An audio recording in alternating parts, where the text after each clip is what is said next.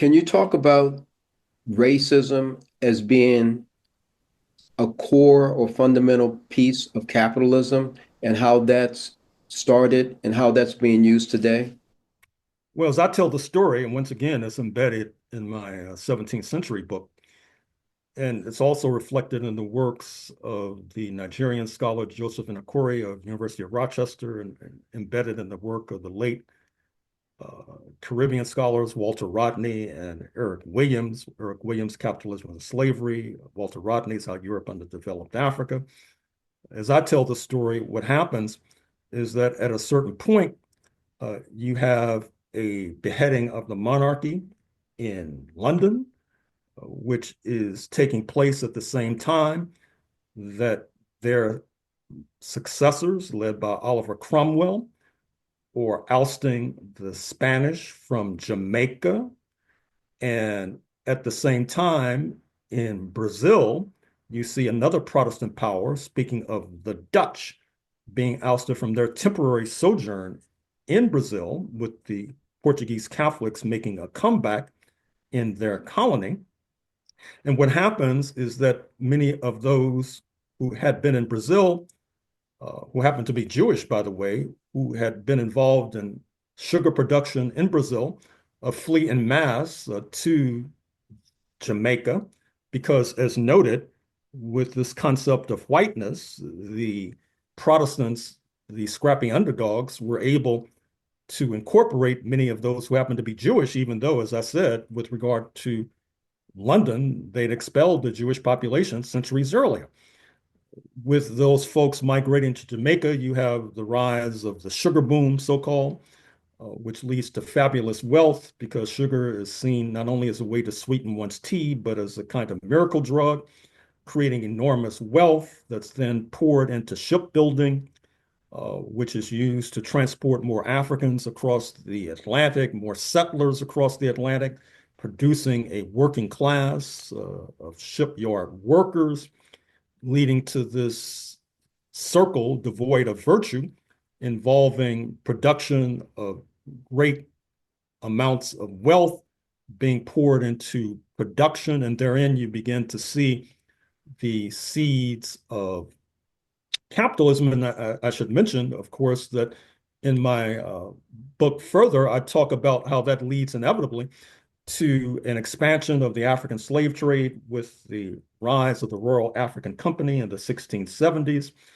And then the bourgeois, or the merchant class, I should say, make another comeback in the 1680s, because recall that Oliver Cromwell's tenure was rather short-lived, and the monarchs make a comeback. And then by the 1680s, their wings are clipped, uh, creating this present monarchy where they have incredible wealth, but are not necessarily ruling, speaking of today's King Charles.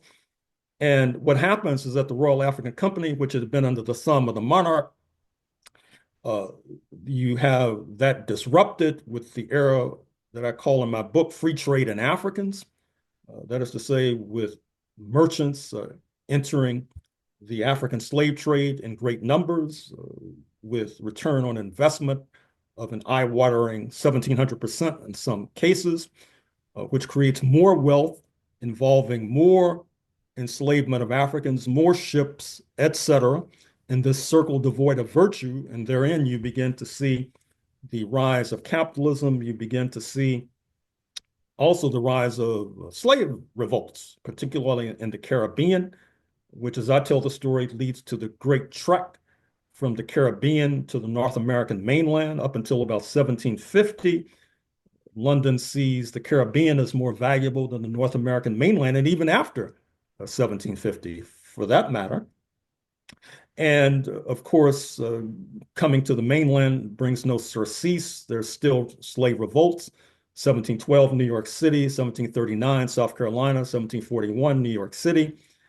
Of course, the settlers try to do an end run around this process by establishing a so-called all-white colony in Georgia in 1733. Uh, but alas, that doesn't work, because it basically imports class contradictions between and amongst Europeans across the Atlantic, these settlements were supposed to be a way to circumvent class contradictions, not recreate them in the new world, so to speak. And not to mention the fact that South Carolina borders Georgia, and many of the settlers were slyly importing African labor, even though they were not supposed to be doing so. And ultimately, of course, we know the story, since per the 2010 census, Georgia had more Black people than any other state in the USA. So obviously, uh, creating the all-white colony did not work, so to speak. But in any case, this leads to an attempt by Spain in the south and Florida, the French in the north and Quebec, to overthrow the rule of London in the so-called colonies.